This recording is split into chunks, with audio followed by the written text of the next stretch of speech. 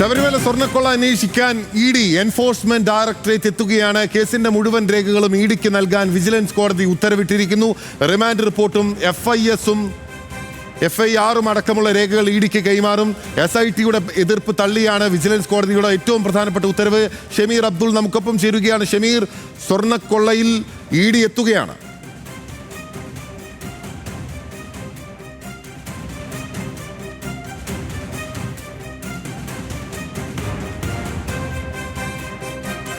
ശബരിമല സ്വർണ്ണക്കൊള്ള enforcement directorate അന്വേഷിക്കുമെന്ന ഏറ്റവും പ്രധാനപ്പെട്ട വാർത്ത പുറത്തുവരുന്നു. കേസിന്റെ മുഴുവൻ രേഖകളും ഇഡിക്ക് നൽകാൻ വിജിലൻസ് കോടതി ഉത്തരവായിരിക്കുന്നു. റിമാൻഡ് റിപ്പോർട്ടും FIR അടക്കമുള്ള രേഖകൾ ഇഡിക്ക് കൈമാറും. SITയുടെ എതിർപ്പ് തള്ളിയാണ് വിജിലൻസ് കോടതി ഉത്തരവ്. ഷമീർ അബ്ദുൾ ഉണ്ടോ? ഷമീറിലേക്ക് മടങ്ങി വരാം. ശബരിമല സ്വർണ്ണക്കൊള്ള കേസിൽ എൻഫോഴ്സ്മെന്റ് ഡയറക്ടറേറ്റിന്റെ ഇടപെടൽ വരികയാണ്. അതായത് എൻഫോഴ്സ്മെന്റ് ഡയറക്ടറേറ്റ് ഈ സ്വർണ്ണക്കൊള്ളയുമായി ബന്ധപ്പെട്ട രേഖകൾ പോലീസിൽ നിന്ന് SITയിൽ നിന്ന് തേടിയിരുന്നു. ഷമീർ നമുക്കൊപ്പം ഉണ്ട്. ഷമീർ പറയൂ. ബിനിൽ, ഈ കേസിൽ ഏറ്റവും പ്രധാനപ്പെട്ടതാണ് കള്ളപ്പണ കേസ് അന്വേഷിക്കുക. അതായത്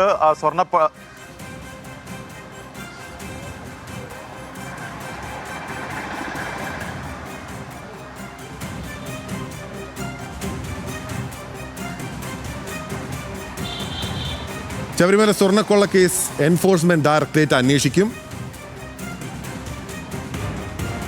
ഷമീർ പറയാമോ? കേൾക്കാം, പറഞ്ഞോളൂ. ബിനിൽ, ഈ കേസിൽ ഏറ്റവും പ്രധാനപ്പെട്ടതാണ് ഈ സ്വർണ്ണക്കൊള്ളയിൽ കള്ളപ്പണം വെളുപ്പിക്കുമായി ബന്ധപ്പെട്ടുള്ള കേസ്. ഈ കേസ് അന്വേഷിക്കാനായി ഇഡിക്ക് പരാതി ലഭിക്കുകയും ചെയ്തു. ഇതിന്റെ അടിസ്ഥാനത്തിലാണ് ഇഡി ഈ കേസിന്റെ FIR വിവരങ്ങൾ നൽകണമെന്നാവശ്യപ്പെട്ട് ഹൈക്കോടതിയെ സമീപിച്ചത്. എന്നാൽ ഹൈക്കോടതി പറഞ്ഞത് നിങ്ങൾ കൊല്ലം വിജിലൻസ് കോടതിയെ സമീപിക്കൂ, വിജിലൻസ് കോടതി അതിൽ ഉചിതമായ നടപടി സ്വീകരിക്കുമെന്നാണ് പറഞ്ഞത്. അങ്ങനെയാണ് ഇക്കഴിഞ്ഞ ആഴ്ച ഇഡി കൊല്ലം വിജിലൻസ് കോടതിയെ സമീപിച്ചത്. വിജിലൻസ് കോടതിയെ സമീപിച്ചപ്പോൾ തന്നെ പ്രോസിക്യൂഷൻ SIT എതിർത്തിരുന്നു. അതായത് കള്ളപ്പണ കേസ് മാത്രം, അതിന് രേഖകൾ മാത്രം SIT നൽകാമെന്ന് കോടതിക്ക് മുമ്പാകെ പറയുകയും ചെയ്തു. പക്ഷേ ഇതിന്റെ രേഖകൾ മാത്രം പോരാ, ഈ കേസിന്റെ മുഴുവൻ രേഖകളും ഇഡിക്ക് വേണമെന്ന് കോടതിക്ക് മുമ്പിൽ ഇഡിയുടെ അഭിഭാഷകൻ പറയുകയും ചെയ്തു. പക്ഷേ ഇത് അംഗീകരിക്കാൻ പ്രോസിക്യൂഷൻ തയ്യാറായില്ല, SIT തയ്യാറായില്ല.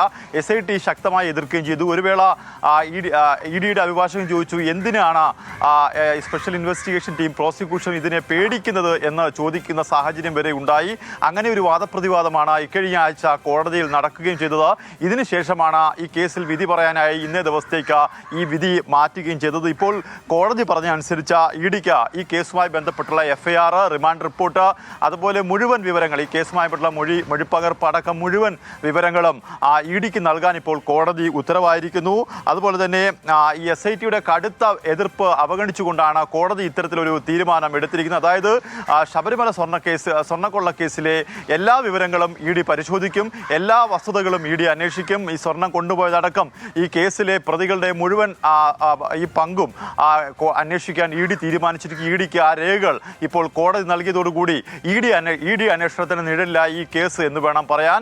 ഇഡിക്ക് മുഴുവൻ രേഖകൾ ലഭിക്കും.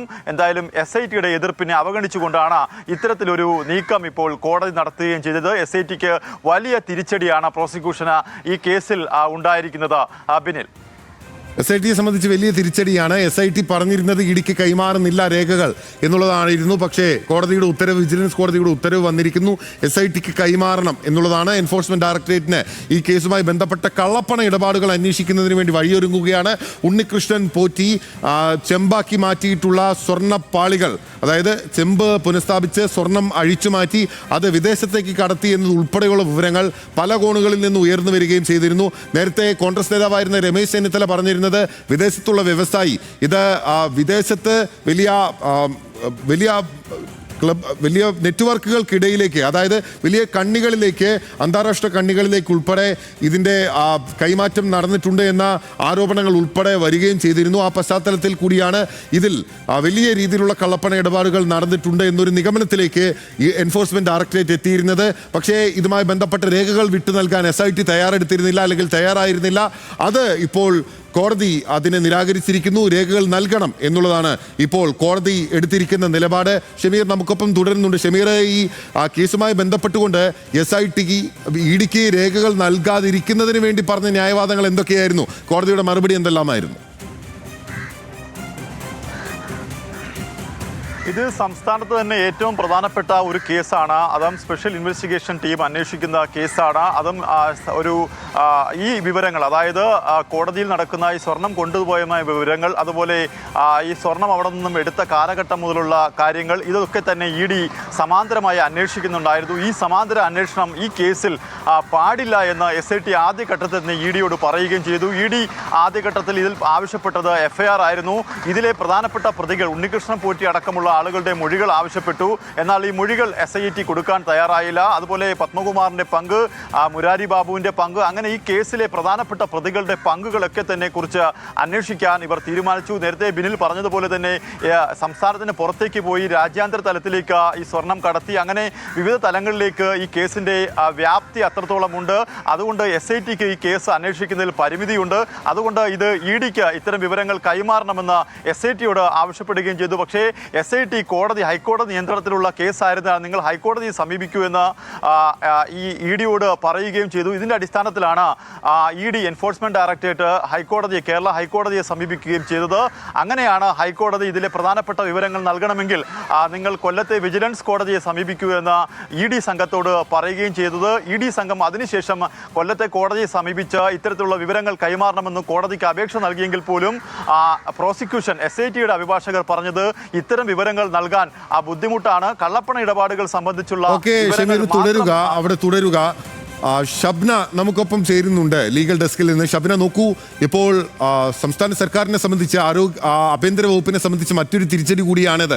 നിശ്ചയമായും പ്രത്യേക അന്വേഷണ സംഘം എടുത്തിരുന്ന നിലപാട് ഒരു പൊളിറ്റിക്കൽ തീരുമാനത്തിന്റെ കൂടി അടിസ്ഥാനത്തിലായിരിക്കുമല്ലോ സ്വാഭാവികമായിട്ടും, എത്രയൊക്കെ ഡിനേ ചെയ്ത് കഴിഞ്ഞാലും.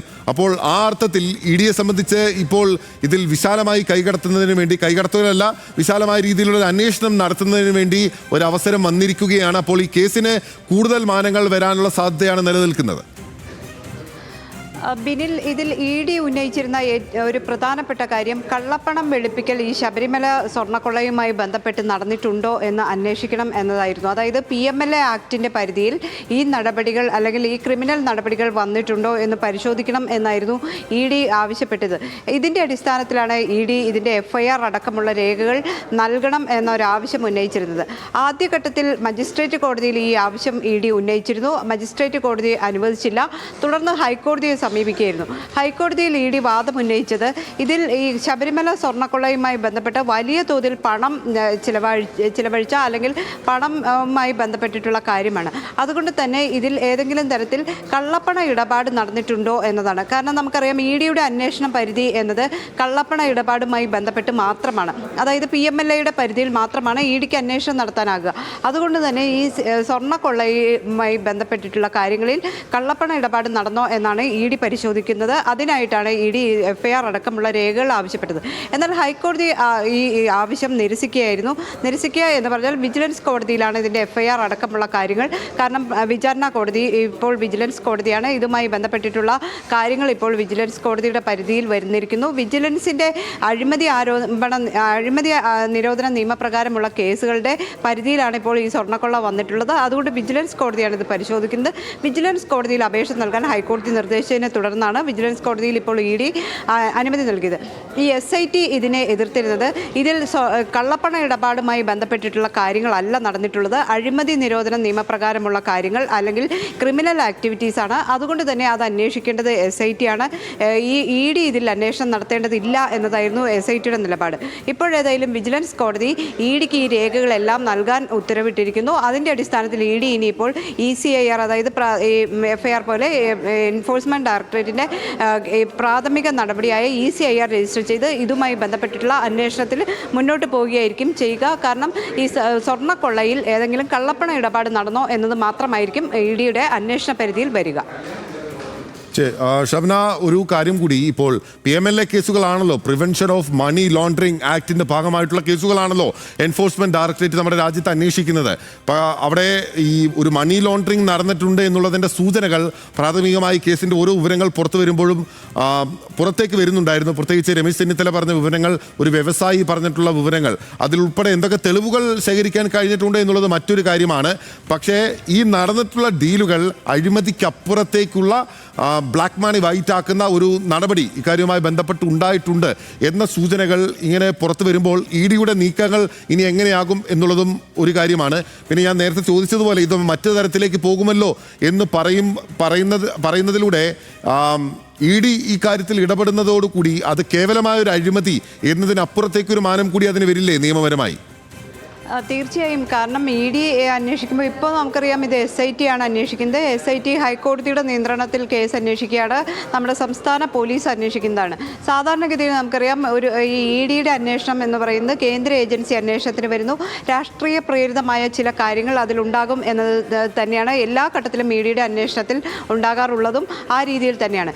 ഇതും ആ രീതിയിൽ സംശയിക്കുന്നത് തെറ്റില്ല. പക്ഷേ കോടതിയിൽ ED പറയുന്നത് ഇതിൽ കള്ളപ്പണ ഇടപാട് നടന്നിട്ടുണ്ട്, വലിയ രീതിയിൽ അഴിമതി നടന്ന കേസാണെന്ന് SIT തന്നെ കണ്ടെത്തിയിരിക്കുന്നു.